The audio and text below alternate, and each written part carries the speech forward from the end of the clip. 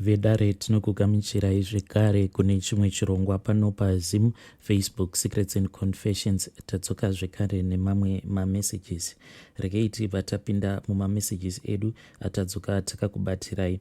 Hanzi makadii zvenyu mukomana Asi, ndinokumbirawo kuti munge muchivigawo chitupa changu. Inini mukoma ndine confession yangu yandiri kuda kutaura. Zvinhu izvi ndichiri kuzvikipa as a secret. Baba vemwana wangu nanhasi uno havasi kana kuzviziva. Ndiri kushaya kuti nyaya yacho ndotanga kuiudza ani. Zviri kundinetsa. I have tried praying but ndiri kuzvibvunza kuti saka apa ndiri kunamata ndichiti kudii. Ndiri mukadzi akaroorwa ende ndine vana vangu vaviri. Vana vangu ava vaviri vose vakomana. Mumba mandakaberekerwa takakurawo tingoriwo vanhu vainge vachingoitawo zvekunamata. Vabereki vangu vainge vari mapastors, so sevana vemapastors tainge tichingodawo kuitawo matsimba evabereki vedu. Inini ndakangokurawo ndiri kupraise and worship. Ndakazvarwawo ndiine chipo changu ichocho nekukurudzirwa kwandainge ndichiitwa nevabereki vangu.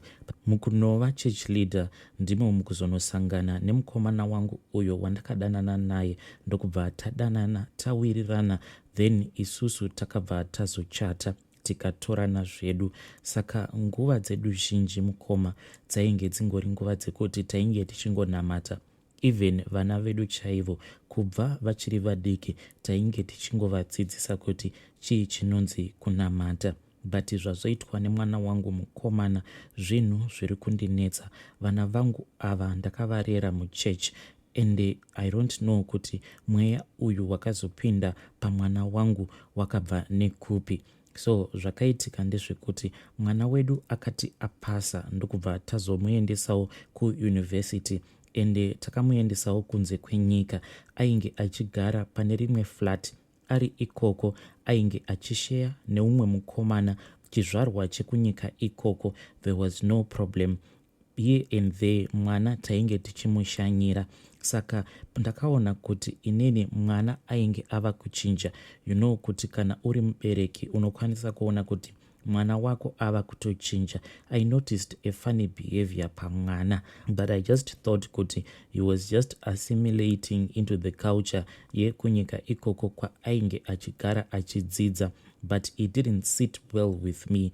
Mwana aiti kana akadzoka kuno kumusha taigara tichingonetsana nekuda kwekuti mapfekero ake ainge atosiyana. Hembe dzake dzaainge ava kufarira kugara akapfeka ndedziya dzinenge dziri tight, ende magezero acho mukoma, even though zvikanzi munhurume anofanira kuti ange achigeza.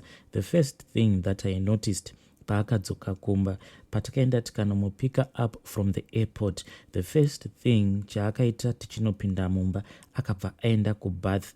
Ende iye akangoti this flight yaita kuti ndidikitire too much, so let me go and bath.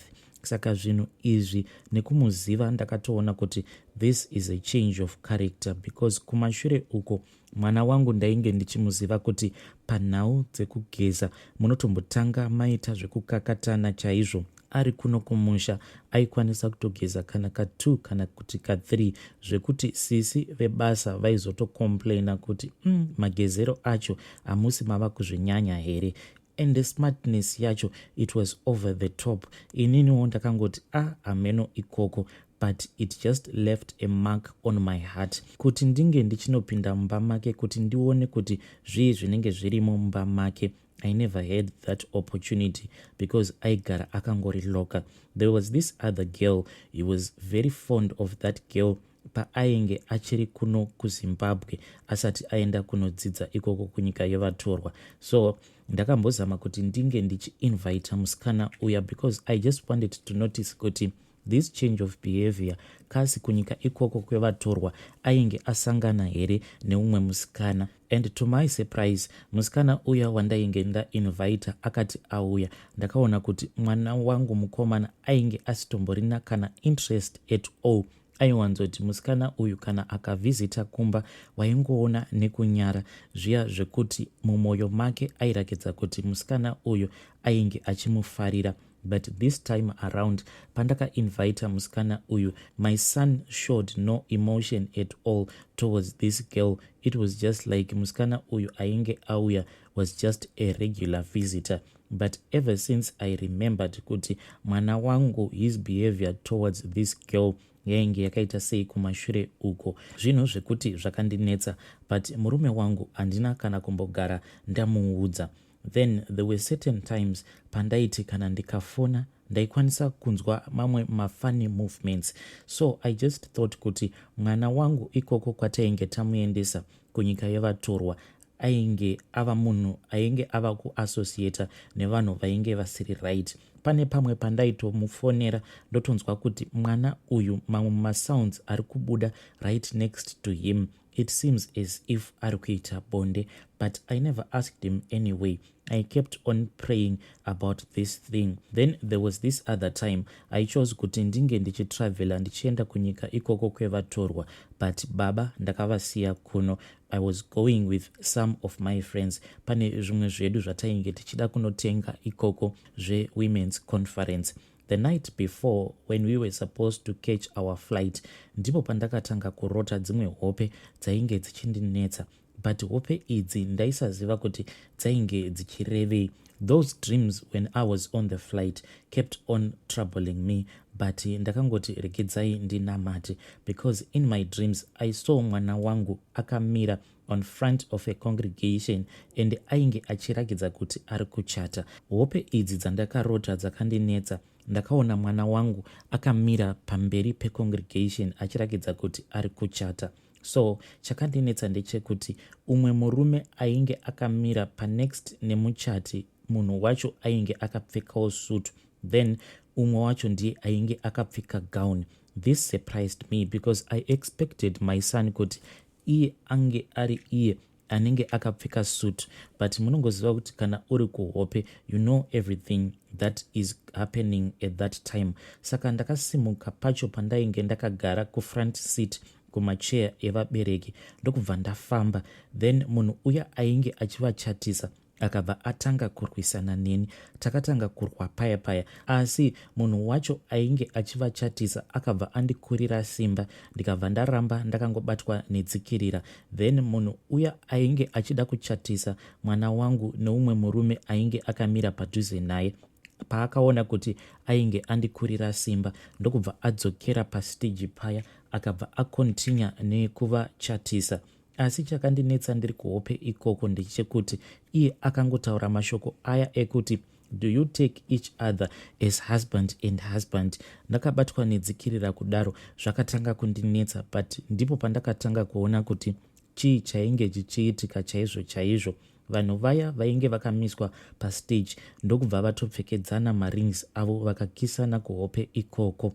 Pandakazoona kuti wangu mwana ndiye ainge akapfekedzwa gown, the time that they finished kissing ndipo pavakazotendeuka ndokubva vafesana necongregation. Vakabva vatanga kufamba vachibuda mutende imomo mavainge vari, asi vakati vava kundidarika apo pandainge ndawisirwa pasi nemunhu uya ainge achivachatisa. Mwana wangu ndakamutarisa, iyewo akanditarisa. Then when I looked at his hands, ndakabva ndaona kuti Mwana Wangu kunyange zvake ainge akabata maruva, aiva nedzimwe cheni dzainge dzichipenya so dzaainge akasungwa nadzo. Saka zvinhu izvozvo zvakandinetsa, but instead of him crying out for help, iye Mwana Wangu akabva ati, mama siyanai neni nekuda kwekuti ndidzo sarudzo dzangu. Why is it muri kuramba muchingonditeverera kumashure kwangu? And at that moment ndipo pandakabva ndaona kuti murume uya wacho waainge achichata naye ainge atorakidza kuti ainge aboyekana kuti Mwana Wangu, why is it ainge asarira kumashure achitaura neni. Saka Mwana Wangu paakaona kuti partner yake yainge yatsamwa, akabva angondisiya paya ndakarara pasi kudaro ndakabatwa nedzikirira. Immediately Mwana Wangu paakangotanga kufamba achindisiya ndakarara paya pandainge ndawisirwa pasi nemunhu uya, ndakatarisa that man ainge avachatisa, then akabva angodisappear.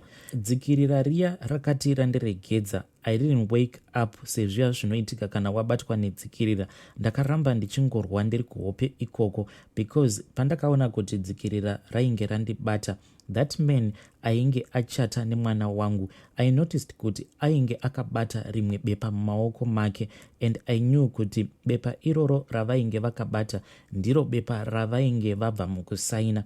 So kuhope ikoko ndakazviudza kuti kana kuri kunzi ndiro bepa ravabva mukusaina as a proof yekuti vachata, kana ndikaenda kunobvuta bepa iroro, then marriage yavo it won't mean anything. I would have won back my son. Ndakasimuka paya ndichitanga kumhanya trying kuti ndinge ndichienda kunobvuta bepa riya, but to my surprise ndakati ndichinosvika paya pavainge vakamira, but now tainge tisisiri mutende muya mavainge vachatira. Tainge tava mune rimwe sango, so ende sango iroro rainge riri black. So I kept on looking for my son ne his partner, but ndakabva ndavashaya. From there on ndipo pandakazotanga kumhanyiswa nedzimwe imbwa kusvika ndazobuda musango muya.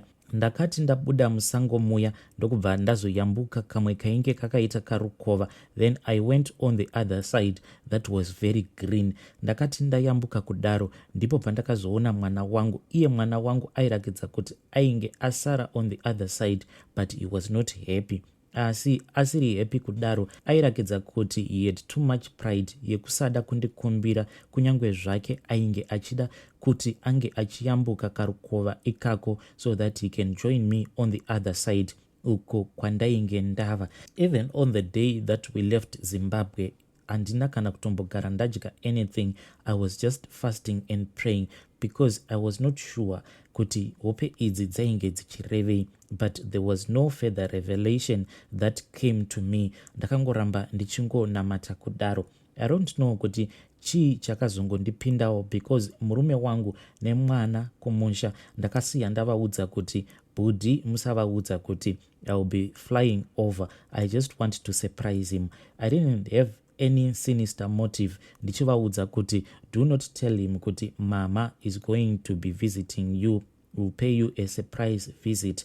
I just wanted to surprise him like that, but I didn't know kuti zvinhu zvandichanosangana nazvo ikoko ndizvo zvinhu zvandainge ndakatoroteswa. Takati tasvika kunyika kuya kuri kudzidza mwana wangu, inini I had already made some reservations pane imwe hotel iri in the same area neuko kunodzidza mwana wangu, so that it can be easy for me kuti ndinge ndichienda kunomushanyira. Even though zvimwe zvinhu zvatainge tichida kutenga they were out of the town uko kwainge kuchidzidza mwana wangu, but some of the ladies that I was traveling with, they were in agreement with me. They said it is fine, tinenge tongoitawo zvecar rental, then we just go around tichingotenga some of the things that we needed for our women's conference. Takati tava kuya early in the morning, ndakabva ndabuda zvangu in my hotel room ndokubva ndapinda mutown. I bought some stuff izvo zvandainge ndichitengera mwana wangu mukomana because I wanted to surprise him